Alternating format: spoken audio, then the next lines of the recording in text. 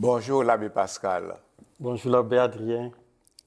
Vous avez une expérience dans la coopération et la solidarité internationale et vous faites actuellement une recherche sur la paix internationale.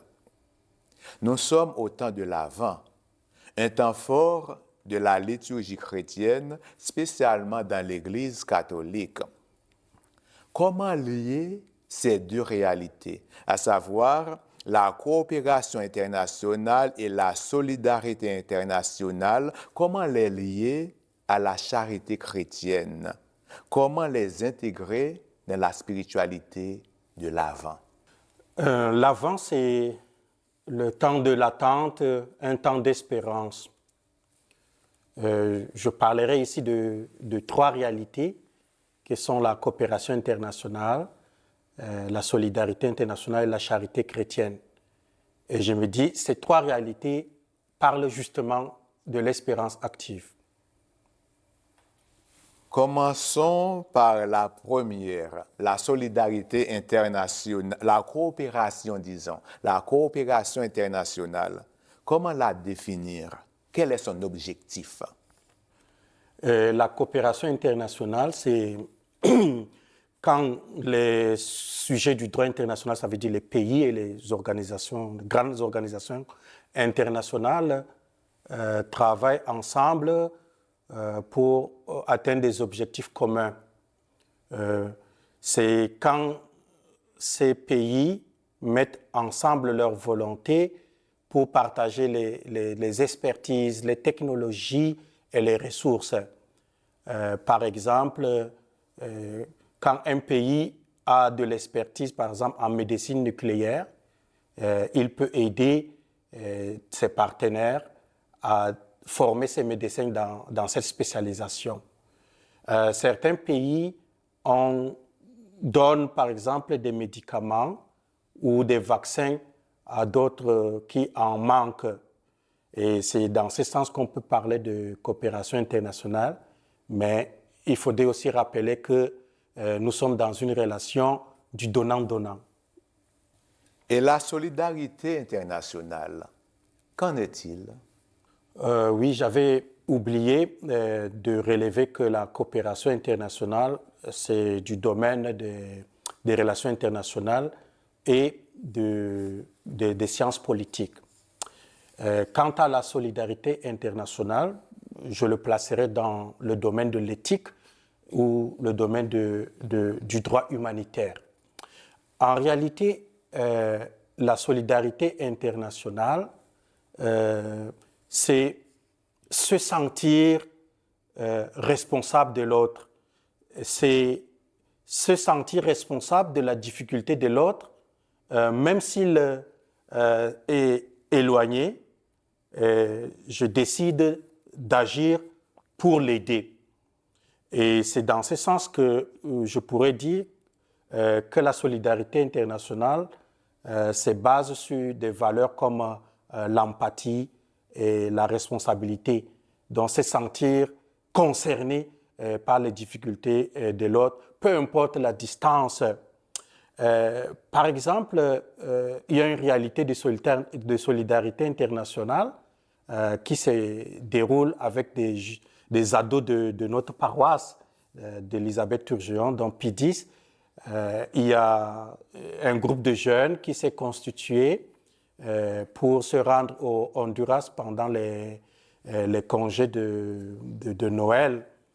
Et là, ils ont décidé de mettre ensemble leur argent de poche pour venir en aide aux jeunes de ce pays-là et de cette église-là afin de renouveler, de rénover une salle paroissiale afin de donner d'espace à des ados de ce pays, d'Honduras, à avoir une salle digne de ce nom pour les rencontres, et les échanges interculturels et pour aussi exprimer leur foi.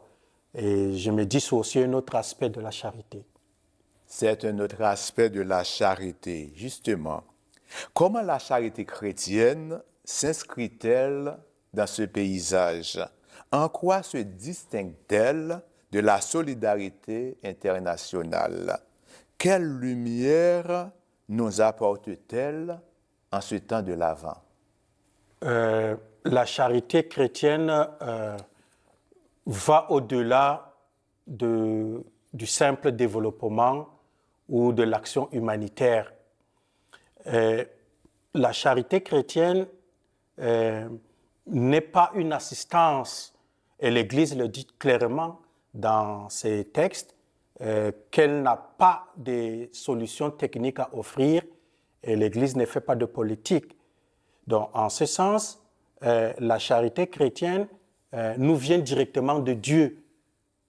Jésus nous a dit, aimez-vous les uns et les autres.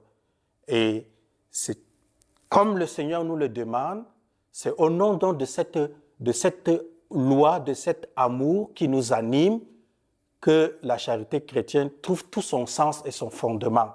Donc, à la suite du Christ, nous voulons prendre cette mission et sortir de nous-mêmes pour offrir l'amour autour de nous, pour offrir l'amour de Dieu aux personnes affligées, aux personnes qui souffrent. Et nous savons que depuis 1891, avec le pape Léon XIII, l'Église a commencé à s'intéresser aux questions de justice sociale. Et depuis lors, aujourd'hui, l'Église essaye d'essuyer les larmes, d'être présente dans les situations limites des hommes et des femmes à travers ces structures comme Justice et Paix. Et ici au Canada, on parle de paix et de développement. Donc c'est en ce sens qu'on parle de charité chrétienne ou bien de charité chrétienne.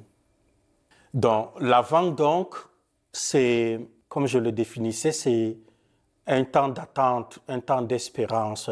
Et Noël, c'est comme si Dieu vient apporter une lumière dans nos ombres, dans nos ténèbres.